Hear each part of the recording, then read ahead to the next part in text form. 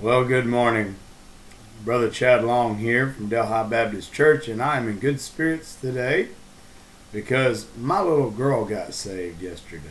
Now, when you've got as many kids as I've got, it it just I say my little girl as though I only have one, and that's certainly not what I mean. She is the youngest, and probably, you never know for sure, but probably the last little girl we'll ever have. Um, God has been good to me. I'll say this before we get into our lesson this morning. God's been good to me because I have had 6 children. I've had 3 boys and 3 girls. And all but the youngest, who is 3 months old, I think, all but the youngest have made their own decision for Christ. Now,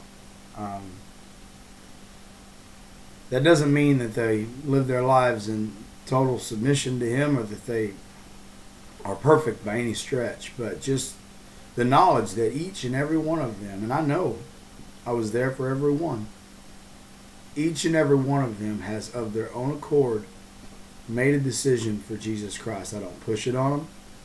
I do make them go to church. I will until they're 18. I make them go to church.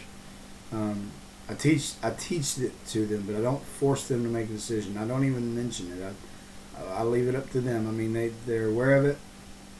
I answer any questions they may have. I try to make sure they completely grasp the concept and understand their need for a Savior, just like my need for a Savior. But it's an individual choice. Parents cannot do that for them. And I can honestly say each of my children have made a very open profession of faith, and each of them have requested baptism, and all but this most recent one have done it, have followed through with it. So baptism doesn't save us, but it's the first thing we're commanded to do. If we won't be obedient in that, how can we do anything else the Lord's asked us to do? So I've been just blessed beyond measure to have 5 out of 6 children that I know that are going to spend eternity with the Lord. And man, I'm having a good day. We come to 1 Peter chapter 4 and in our study, and I'm going to just back up one verse because it just reads right into it. But 1 Peter chapter 3 and verse 22 says this, and it's talking about Jesus, our Savior, who is gone into heaven and is on the right hand of God, angels and authorities and powers being made subject unto Him. He is God, but He is God the Son. He is all power and authority has been handed to Him, and He is on the right hand of the Father, on the throne, in the temple of heaven. And we come to chapter 4, and Peter says, "For as much then as Christ hath suffered for us in the flesh, arm yourselves likewise with the same mind. For he that hath suffered in the flesh hath ceased from sin." Now, this does not mean that you ever come to a point where you are completely sinless on this planet. I wished it did. I wished I could say that you will eventually cease from sin and live perfectly. That's not what he means here.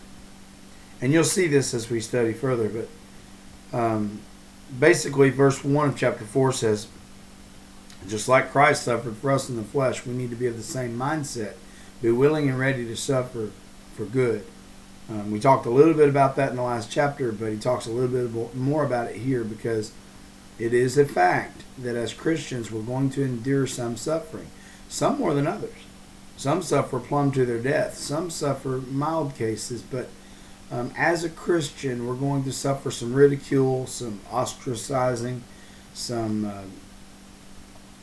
mistreatment. The devil likes to mess with us. Sometimes it's not even through people. Sometimes it's just through various things that we go through. But we suffer, and if we know we're doing right and we suffer, then we have that to stand on. And when he says that he that hath suffered in the flesh hath ceased from sin, it just means if you're suffering for good, that means that you're doing good and not sinning. It just means that that's It means that your mindset's right, that you're on the right track. He goes on to verse 2, it says, that he no longer should live the rest of his time in the flesh to the lusts of men, but to the will of God. Well, I'll give you an example.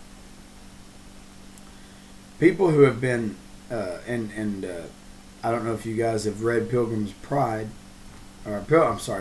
Progress. And the name of that author just escaped me. I know who I'm thinking of. But anyway, I read the book.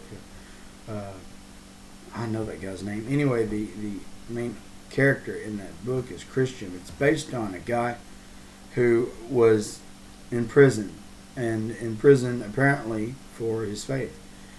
And when you're in prison for your faith, you're suffering for the good that you do.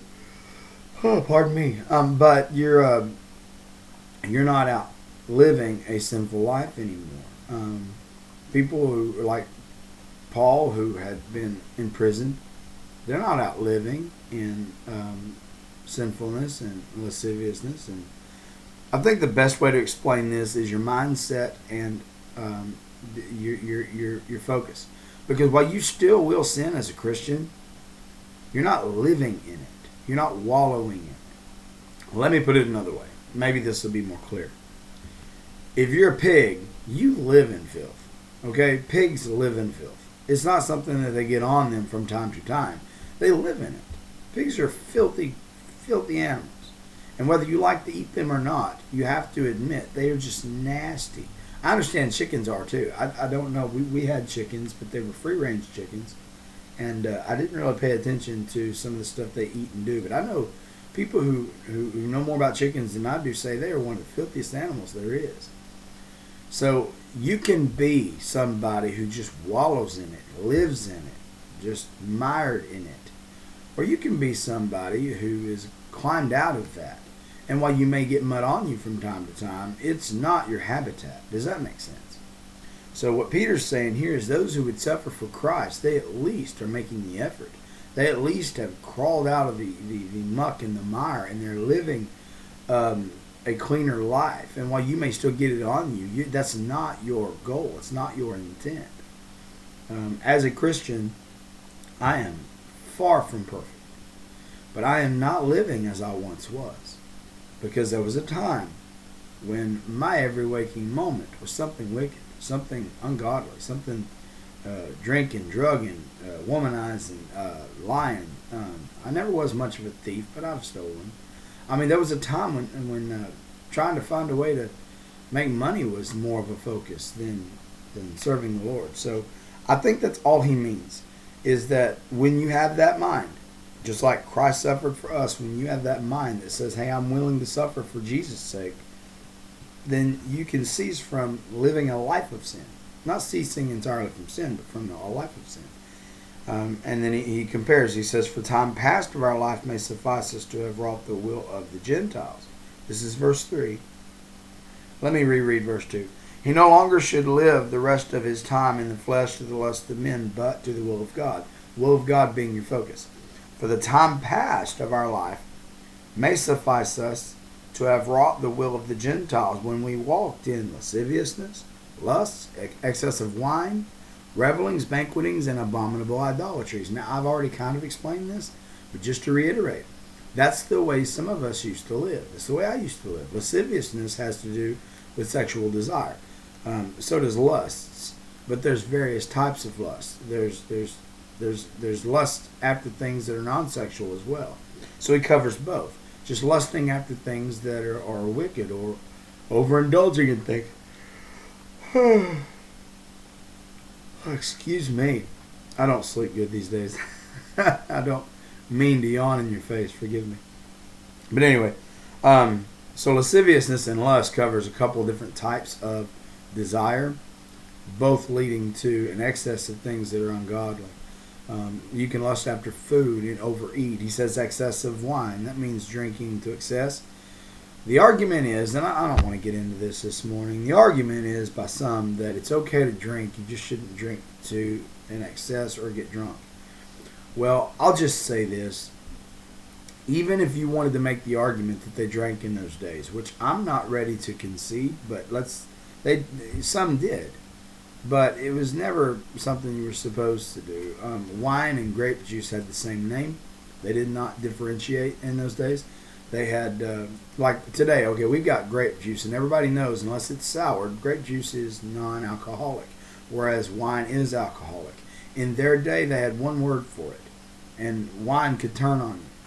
But even if you conceded, even if you made a concession for wine in moderation, which I'm not saying I do, I'm trying to find some middle ground here. Even if you did that, you have to admit alcohol in their day wasn't like alcohol today. Any alcohol you get from the store is entirely 2-3 times stronger than what they had then. They'd have to drink a lot of it. I wished I had time to expound on some examples, but that's not the point. They make a point here to say excess of wine.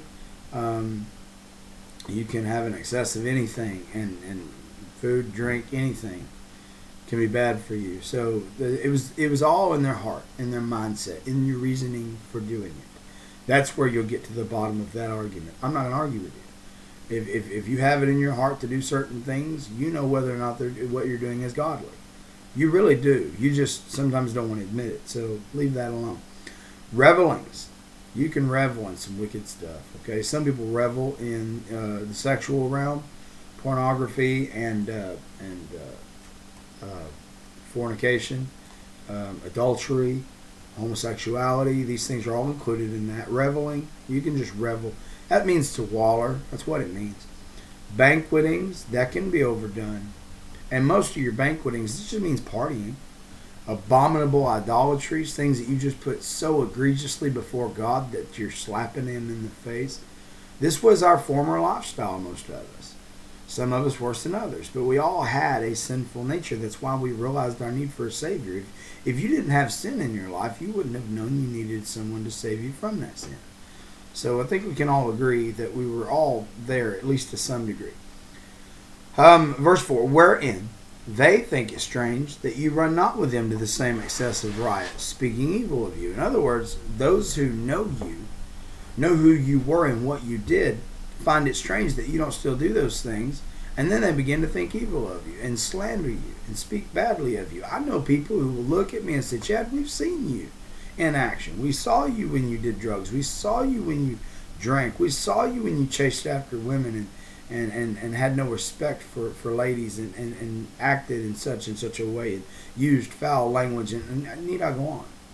And so then they began to call me names and say, well, you ain't no Christian. You're not real. You're not sincere. This is just something you're doing for attention or whatever. I mean, this is the way they speak of you, speaking evil of you. These are some of the many things that you'll suffer when you begin to give your life for Jesus. And I've said it before, and I'll say it again. There's a difference between giving Christ your heart and giving Him your life.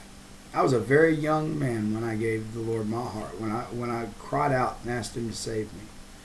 I was much older when I surrendered to Him my life. And you have to do both. Having Jesus in your heart saves you. Giving Him your life transforms you. It just changes you. It really does. And the more you do it, the better you do it.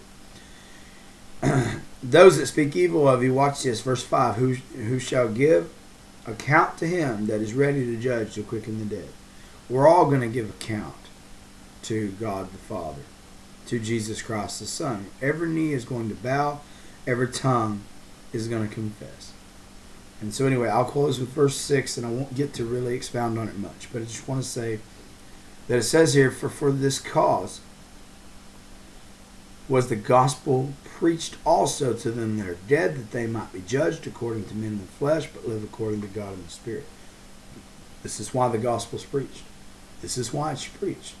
So that those, when they give an account, those that accept it can say, hey, I accepted my Savior because I had no defense for my actions, for the sin that I have committed. This is why I cried out to Jesus and accepted the gospel. And those who reject it will have no excuse. Because we're all going to stand before Him someday. All of us. And those of us who know Him will have Him as an advocate. Those of us who don't will not. All right, well, I hope that there's some encouragement in there somewhere for you. If you're a believer, there should be. If you're not, well, then you can become one. You can become one today, just like my little girl did. Well, I hope you have a wonderful day. We'll see you tomorrow, and we'll expound some more on these things as we study through the rest of this letter from Peter. God bless you.